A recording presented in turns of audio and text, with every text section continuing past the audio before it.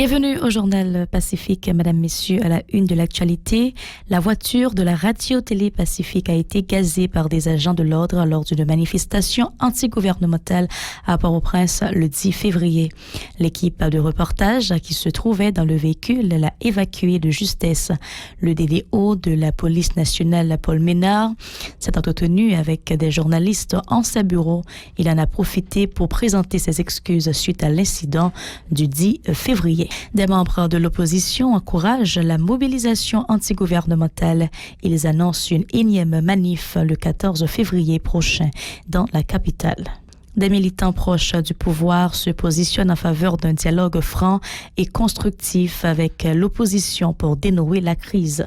Le gouvernement a injecté 20 millions de dollars américains dans le fonds fiduciaire réservé à la tenue des prochaines compétitions électorales, selon le ministre chargé des questions électorales, Mathias Pierre, qui annonce une rencontre le 11 février avec des partis politiques à Pétionville. Dans l'international, en France, le gouvernement se dit favorable à ce que tout acte de pénétration sexuelle commis par un majeur sur un mineur de moins de 15 ans constitue désormais automatiquement un crime sans qu'il soit possible d'interroger le consentement de la victime. Restez avec nous pour les détails, Madame, Monsieur.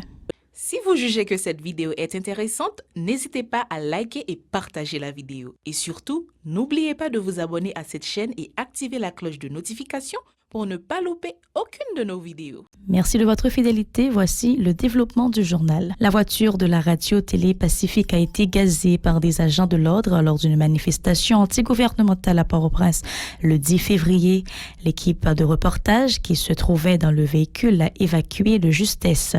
Des journalistes en ont profité pour manifester leur indignation devant les locaux de la direction départementale de la police nationale de l'Ouest, située dans l'aire du Champ de Mars. L'occasion pour eux d'exprimer leur doléance au DDO Paul Ménard qui ont reçu certains d'entre eux en ses bureaux. Écoutons les échanges qu'ils ont eus en la circonstance.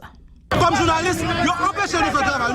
Chaque fois nous fait travail, ils ont nous gaz, ils ont tiré sur nous, ils ont même des plans pour assassiner nous. Nous parlons d'espoir de Ménard qui ça veut dire. Est-ce que vous déjà autorisé pour notre dedans? Le directeur départemental de l'Ouest de la police nationale, Paul Ménard, a dit regretter l'attaque au gaz lacrymogène perpétrée par des agents de l'ordre contre une équipe de reportage de la radio-télé Pacifique.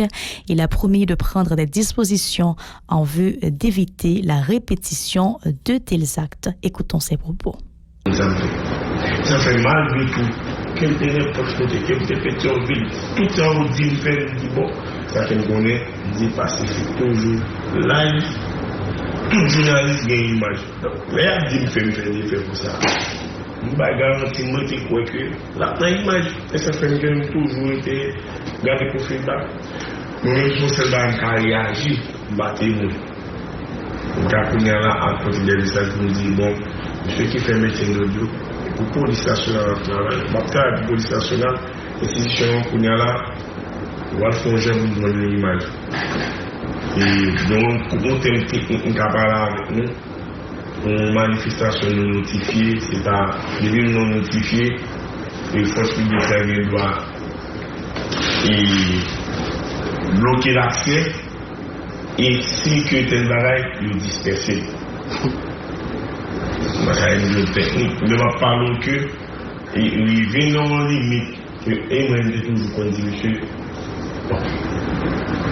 et sans état journaliste là pour protéger l'espace pour accès à l'espace tout autant capable.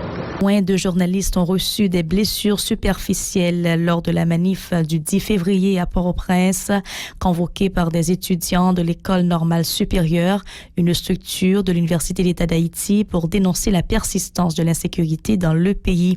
Les contestataires étaient flanqués de pancartes sur lesquelles étaient inscrites des slogans hostiles au régime en place.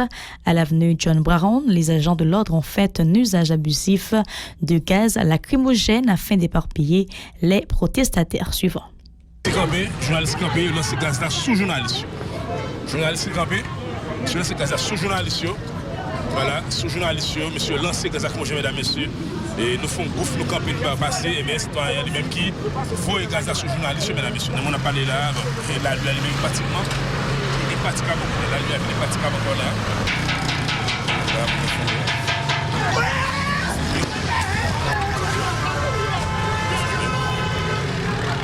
Regardez avec nous. Ça y est. Voilà.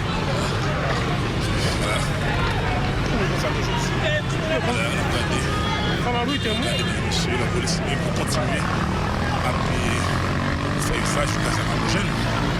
Et la police continue là, voilà, gaz. La police lance le gaz. De tout côté. Voilà, la police lance le gaz de tout côté, mesdames et messieurs. Voilà. Regardez avec nous.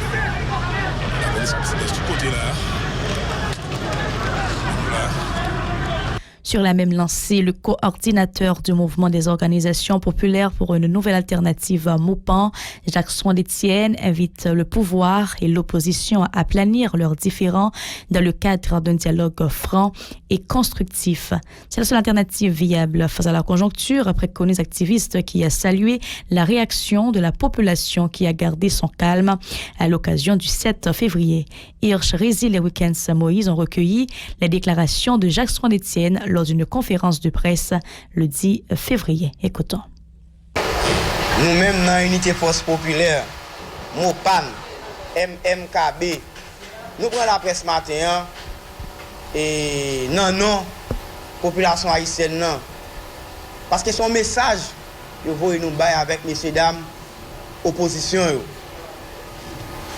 Peuple là, vous nous dire, messieurs dames, opposition, question bagaille loc.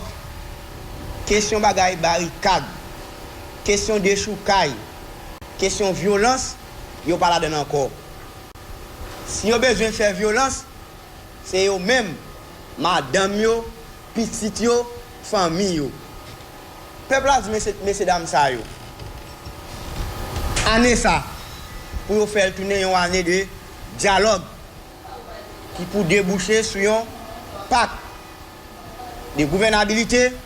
Pour nous regarder comment nous sommes capables de faire année. Une année pour nous changer la constitution. Une année pour nous faire élection, pour nous renouveler ensemble des personnels politiques. Peuple haïtien, nous félicitons. Nous ne pas quitter nous manipuler. Nous ne pas quitter nous entraîner dans la route. Messieurs, dames, ça a tracé pour nous. Qui c'est route violence, route chaos.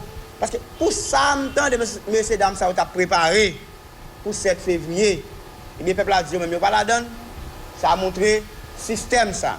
Question transition, système pesé sous ça. Le peuple a dit, il finit avec bagaille ça. Le ministre chargé des questions électorales et des relations avec les partis politiques, Mathias Pierre, a indiqué lundi que le gouvernement a décaissé un montant de 20 millions de dollars américains comme une première contribution au fonds fiduciaire réservé à la tenue des prochaines compétitions électorales. Une enveloppe servira particulièrement à l'acquisition de matériel sensible dans le cadre du processus électoral, a précisé M. Pierre. Il répondait au téléphone à Roussely Bernard Jean-Baptiste. Et nous gagnons 2 actions majeures posées. Côté que gagnons un accord qui signe avec le système des Nations Unies et côté que ensemble des agences des Nations Unies, comme PNUD, UNOPS, et ONU Femmes et OIM et nous sommes capables de UNESCO, ils ont engagé avec nous dans côté assistance technique avec logistique pour faciliter et la réalisation de l'élection. Dans la mesure où depuis des années, c'est toujours eux-mêmes qui donnent assistance technique nécessaire pour réalisation de l'élection.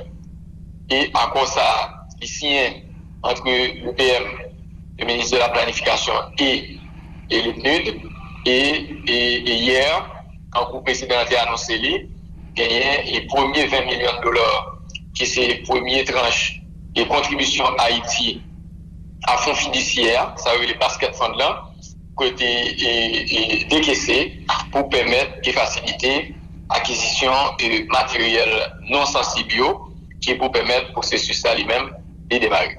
Plus loin, Mathias Pierre a fait savoir que les registres électoraux devront être prêts 30 jours avant le déroulement des élections, ajoutant que 4 millions de citoyens sont déjà dotés de leur carte d'identification nationale qui seront utilisés en lieu et place des cartes électorales. Par ailleurs, M. Pierre a annoncé une rencontre le 11 février avec des partis politiques à Pétionville sans donner de précision. Il a promis de leur accorder un accompagnement en vue de les renforcer et faciliter l'organisation de leurs congrès habituels. Écoutons-le. Bon, et premier bagage, parti politique, pas bien que c'est des structures indépendantes. Ça veut dire qu'il faut que nous travaillions avec eux. Je tiens, nous, en train de rentrer dans le dimanche pour que nous gardions les partis politiques pour travailler avec eux, pour rencontrer eux, et travailler ça, son travail qui en est temps. Mais, nous avons pile parti que nous commençons à chiter avec eux, garder stratégie avec eux, sous question référendum là, par rapport à la nouvelle constitution que le comité consultatif a mis en place, et certainement sous question et élection qui va gagner pour le venir. Donc, et c'est peut-être ça que dès demain, nous gagnons au niveau de Kinam 2A, et nous avons fait une cérémonie, et que nous appelons une cérémonie symbolique, côté que nous invitons les partis politiques pour qu'ils soient capables de venir, et dans Kinam 2 entre Oasis et qui s'est fait, c'est que il y a remettre une copie de texte nouvelle constitution et objectif là c'est permettre que partis politiques qui gagnent un mot à dire avec population que monde cap suivi pour aller sur terrain aller et poser population une question et retourner avec des recommandations que le capable de faire comité consultatif là. D'accord, tous c'est ensemble de actions ça qu'a fait et certainement nous gagnons pour travailler, c'est les suggestions que nous faisons et ou encore les recommandations que nous faisons au niveau du pouvoir exécutif, de sorte que gagnent un accompagnement qui va être parti politique pour permettre de structurer tête à le faire concret et aller renforcer tête les finis nous gagnons et les accompagnements traditionnels comme dans les élections de 2015 que le CEP a donné aux partis politiques qui est eux-mêmes agréés ou encore à partis politiques qui voyaient des candidats et non. Les signataires de l'accord politique de l'opposition pour la gestion de la transition de rupture annoncent la poursuite de la mobilisation antigouvernementale. Pour cette structure, le mandat constitutionnel du chef de l'État est arrivé à terme depuis le 7 février dernier. Écoutons Maître Michel André qui annonce la tenue d'une nouvelle manifestation le 14 février dans la capitale tout en dressant un sombre bilan des 4 ans de Jovenel Moïse au pouvoir. Ces propos recueillis par Moïse Saint-Éloi et Wilkins Moïse. Pendant le mandat de Jovenel Moïse, avant 7 février, avant le mandat était fini, bien sûr, nous gagnons plus de 350 citoyens qui mourent assassinés dans des massacres d'État perpétrés à la Saline, à Cité-Soleil, au Pont-Rouge, à Bel-Air, à Cafoufeuille. Je reprends. Près de 350 personnes ont été assassinées dans ce pays dans des massacres d'État pendant le mandat de Jovenel Moïse. Deuxième chiffre à retenir. Plus de 400 personnes ont été assassinées au cours de différentes manifestations antigouvernementales réalisées dans ce pays par l'opposition et la société civile. Plus de 450 personnes assassinées dans des manifestations antigouvernementales. Troisième chiffre que vous devez retenir, plus de 1000 personnes ont été arrêtés pour des raisons politiques pendant le mandat de Jovenel Moïse. Ça veut dire avant 7 février, avant le mandat était fini.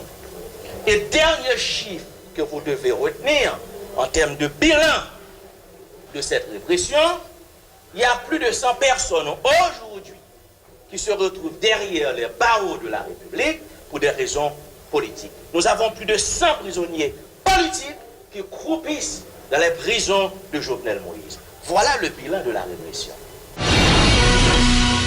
Dans l'international, en France, le gouvernement s'est dit mardi favorable à ce que tout acte de pénétration sexuelle commis par un majeur sur un mineur de moins de 15 ans constitue désormais automatiquement un crime sans qu'il soit possible d'interroger le consentement de la victime.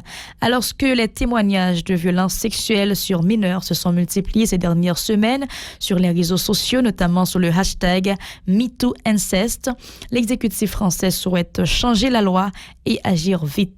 Missionné par Emmanuel Macron, le ministre de la Justice Éric Dupond-Moretti et le secrétaire d'État à l'enfance Adrien Taquet ont présenté des avis alors que le Parlement débat actuellement de plusieurs propositions sur les crimes sexuels. Actuellement, une condamnation pour viol ou agression sexuelle suppose que les juges démontrent l'absence de consentement à travers les notions de violence, menace, contrainte ou surprise. Merci d'avoir suivi ce journal.